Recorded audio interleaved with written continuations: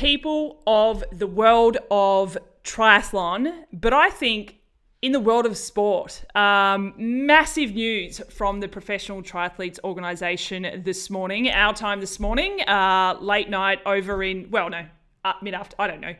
Wherever you are in the world, you would have seen some incredible news that came out today from the Professional Triathletes Organisation that they will be incorporating a paid maternity leave for professional women, which is massive news for triathlon, but it is big in the world of sport. And I have asked our good friend Rachel Joyce, who is part of the PTO, and I assume we'll find out a little bit more in a minute, but I assume a driver for this program as well. I've asked her to come on board, and we're going to not just discuss, but celebrate this announcement. Joycey, welcome back to the platform. First of all, congratulations. This is huge. It is massive, and it's it's really exciting. I think when we, like everyone on the board, got involved with the PTO, the maternity leave, looking at maternity leave and how that could work for women was always high on the agenda, especially I guess, it's not just a women's issue, but like there was Meredith and I who had already been through this, and then there were other members who will be, Sarah Pimpiano is pregnant at the moment, and then it's something that's on people's minds. So it's a really great day. I kind of seeing Meredith's picture with Mac, like I got pretty emotional because it's like a big change. It's like a massive change going forward, and really groundbreaking, not just in triathlon, but in any professional sport.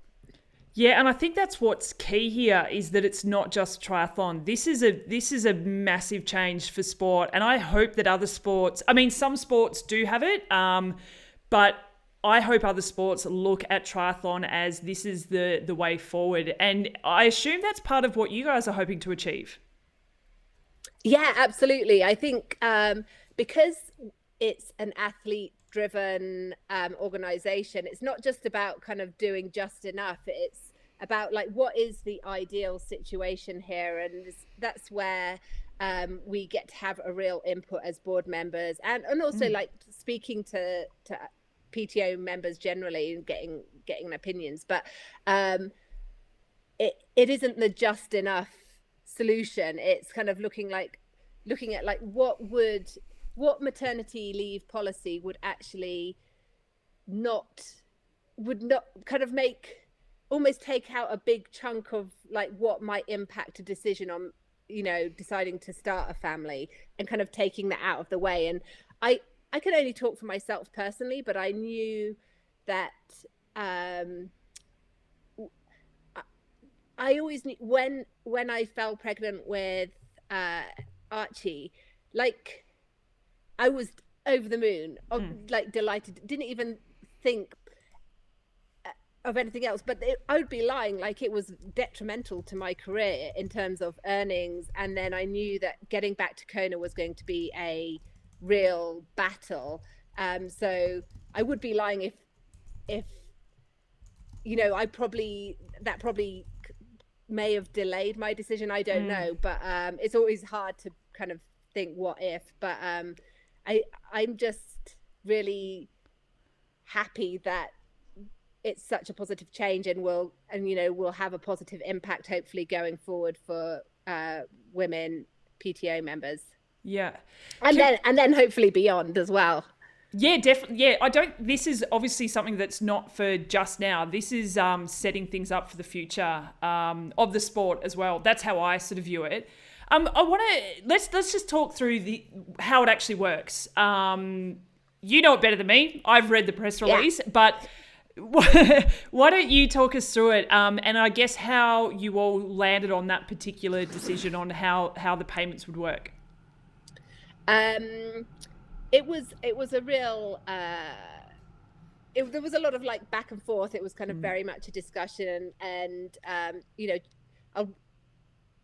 Charles was very much involved, and he really wanted to get this in place. Initially when we formed the PTO, we were hoping it would come out in the spring or early summer, and then COVID hit, and it kind of was on like, we kind of felt like we're on the back foot, but really wanted to get it done by the end of the year. And I think it was taking the experience of women who've been through it and just discussing, okay, what is a reason, it's a very, being pregnant and having a baby is a very physical thing. And so we talked about, okay, you have the 9 months of pregnancy, but giving birth, however you give birth, is a big deal. And like, what is a reasonable amount of time for recovery from that to get back onto the race circuit? And that's how we came up on the 6 months, which I think is, you see women bounce back much more quickly. You see it take longer for some women. So 6 months felt like a good kind of period to be paid maternity leave compensation and also preserve their PTO ranking for that period. So it was a lot of back and forth. Is 4 months, should it go 6 months? Some people it takes 9 months. How do you it's never going to please everyone, but 6 months is, I think, really great, because it's not like you suddenly after 6 months you're going to fall off the radar in terms of the ranking. Your previous races will still count. They'll just, maybe the last ones, the time starts ticking. So it's kind of hard to explain, but like if any PTO members or anyone kind of wants for example, I'm probably better to kind of email one of us and we can kind of go step by step through it. And the good thing is it's comes into effect immediately. So come January, people will start being paid their maternity leave compensation. Right. So anyone who's pregnant now, so they could be 6 months pregnant. Does that mean it's backdated to when they got pregnant, or backdated to like today since the announcement? Well, because back in, I think it was March, the PTO paid out the annual bonus early. So effectively everyone's being paid their annual bonus for 2020. So the monthly payments will start from January the 1st. So for instance, if someone was due on February the 1st, they will get their first payment on January the 1st. They'll get another one on February the 1st, and then they will continue to get a monthly payment for the next 6 months after the date they have their baby. Or if they get back to racing sooner, then maternity leave is over and, they're back on the race course. So it's whichever's earliest there. I told Brett this morning, husband Bretty, that it was 15 months, and he was blown away in a good way. Because I said it's, and in a traditional, let's just say, office job, people don't take maternity leave until much further on in their pregnancy. But obviously, as an elite athlete, pretty much, generally speaking, once you're pregnant, essentially you're not racing anymore, and that's from day one. And I think that's a really important thing that people need to understand from a professional athlete's point of view. And then, like you say, the extra 6 months afterwards, I think it's incredible.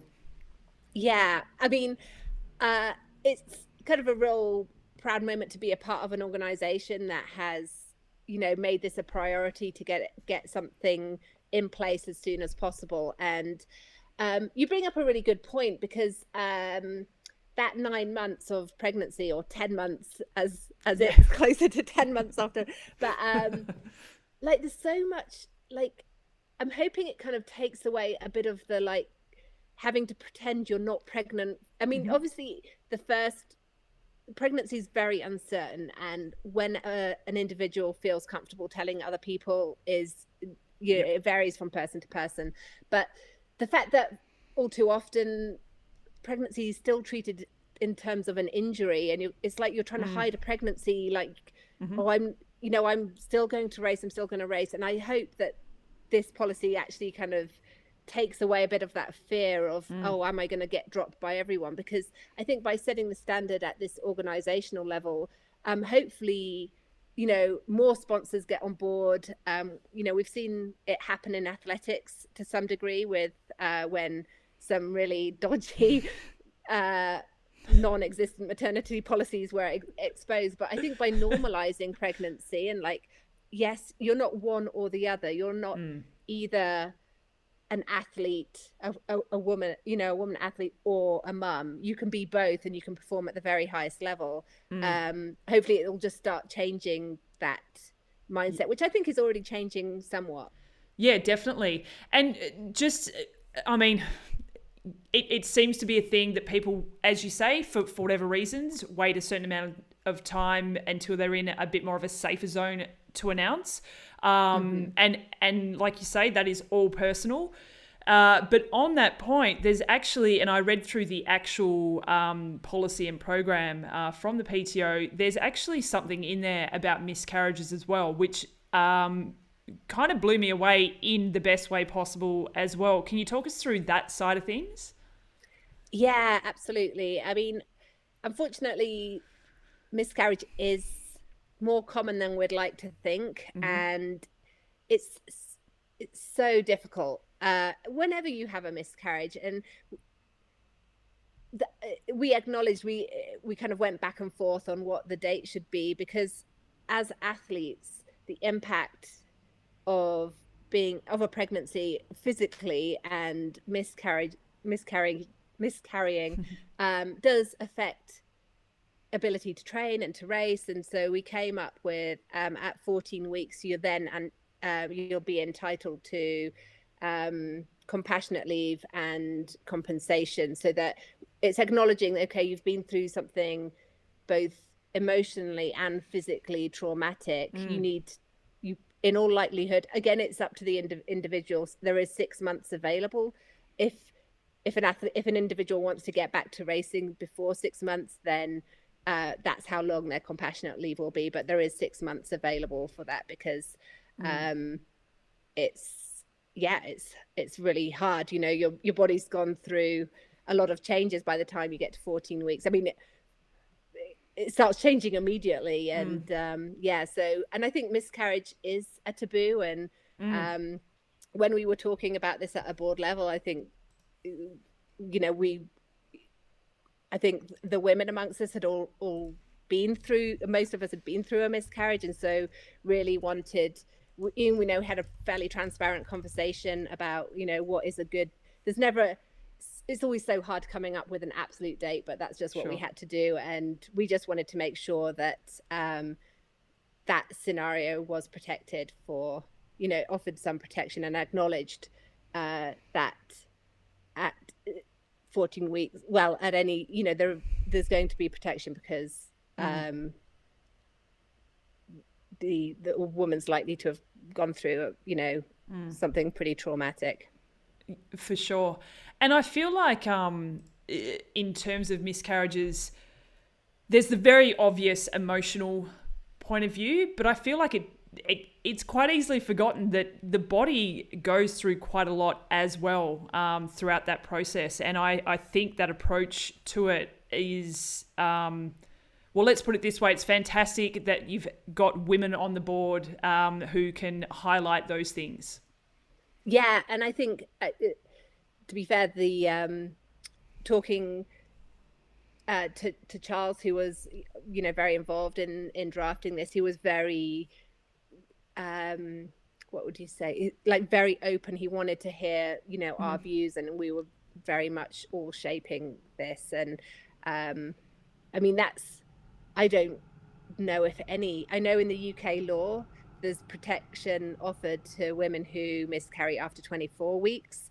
But it is, because it's a taboo, it's very rarely kind of like actually written down, this is our policy for that. And it's much easier than having, it's not an injury. It's its own separate thing. Yeah. So it needs to be treated as such. Absolutely. The other thing that sort of stood out to me in the press release and in the policy was the 4-month parental leave, which is for mothers or fathers who have had a child. Talk us through that, because that's more based on not losing your ranking. Is that right? Yes. Yeah. We wanted to make sure, families come in all different, look very different these days. So we wanted to kind of be as inclusive as possible with parental leave. And I think it's becoming much more the norm that parental leave is offered to employees. I know Brett, when I had Archie and Benjamin, he was allowed up to 4 months parental leave, and so we wanted to include that at the same time. Yeah, that's amazing. My Brett got 2 weeks. Wow. Yeah. And I don't know if you can specifically really answer this because it's different across the globe. But how does it work traditionally with a professional athlete and government support? In terms of, because I imagine professional triathletes are seen as, let's say, sole traders. So in Australia, you would get a certain amount of paid maternity leave. But this is, I guess, like, how does all that work? Do you know? Or is it too hard to answer because it's so different everywhere? I think it's so different everywhere. I know that, I wasn't aware of anything available in the US.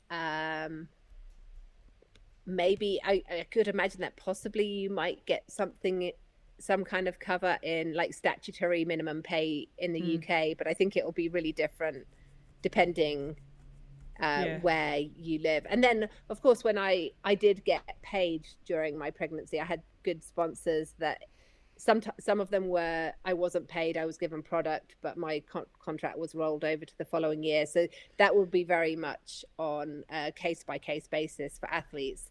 But again, hopefully they look at what the PTO have done and can offer something a bit more certain. I know that definitely I had one contract where I knew what was going to happen when I became pregnant, but the other ones were like, send the email, have a conversation about being pregnant and then crossing my fingers and hoping I didn't get dropped, which then it's very difficult because of course I was happy when I wasn't dropped, but there's this like, I'm so grateful that I came second in Kona and you're not dropping me next year because I'm having a baby. It's just I can be a bit more outspoken about this now, but that's not good. Because I'm a woman and I'm pregnant, like, to be offered anything to get some free product for the year because I'm having a baby, I shouldn't be kind of like, thank you. I am grateful, but I would much prefer it to be contractually. We both know where we stand, and that just because I'm pregnant, I'm not valuable as an athlete. Many women around the world, pregnancy is a thing. You can kind of use me in marketing. That's what I've never understood is that parents or mothers can speak, professional athletes who are mothers can speak to an audience that no one else can at certain points. And to disregard that is, I think, is crazy from a marketing point of view. I want to ask, and you kind of alluded to this anyway, but I imagine part of the goal of the PTO is to try and work a lot more closely with sponsors, and so that the entire sport is behind this kind of movement. I think at the moment that comes via the athlete because there are so many sponsors out there, and I think the job of the PTO is, the PTO is to kind of unite the athletes behind something and be very athlete focused, which a policy like this is. And paying out the bonus early was an athlete focused initiative. The commercial arm is probably more, that's their focus, and we do have input on that, but I think their focus is to put on events like Daytona and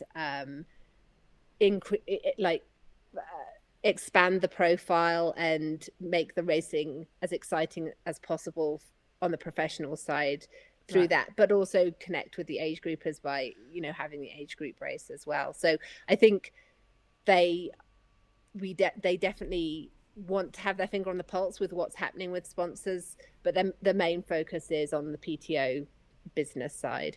But I don't know, I'm not really involved on the commercial side, so I'm posturing and Pontificating a bit. Well, Joycey, I mean, the response that I've seen across social media platforms all morning has been incredibly positive. I couldn't see it going any other way, to be honest. But a huge congratulations from me, from us. I think I can speak on behalf of a lot of other people. Congratulations from everyone. This is a huge step forward for women in sport. Yeah, thank you, Steph, and thanks for having me on to chat about it. Now go celebrate. Yes. All right, Joycey. Well, I'll catch up again with you soon. But there you have it from the PTO, from Rachel Joyce, who is part of the athlete board with the PTO. Some fantastic news from them today. And I hope it's improved your day a lot, because for me, it definitely has. Thanks, Joycey. Thanks, Steph.